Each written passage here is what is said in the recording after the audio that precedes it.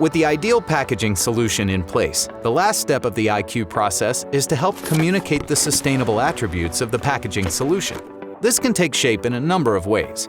Having post-use instruction on the pack, like how to recycle to help consumers properly dispose of materials, or quantifying the reduction of GHGs, mineral, and water usage to help customers track progress towards their sustainability goals, or creating consumer-focused messaging with more digestible stats, like the number of trees planted or gallons of water saved to explain the equivalent environmental impact made by switching to a more sustainable packaging solution.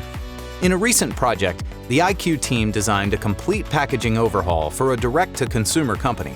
Until this point, they used a variety of packaging materials with vivid colors to wow their customers. But as the company grew, they decided to change their packaging to provide a more environmentally friendly solution.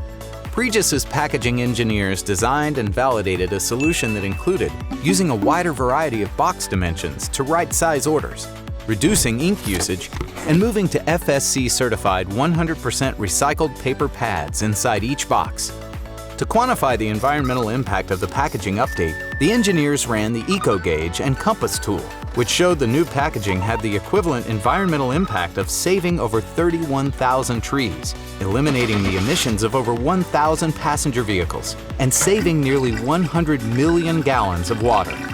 Using those data points, we helped draft customer communication to ease the transition from flashy to sustainable packaging, a positive change consumers could rally behind.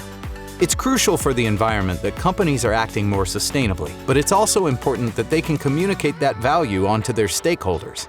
We encourage companies to utilize the IQ's technology and resources to find the most sustainable, best-fitting solutions for their needs and work with our team to implement and spread the word.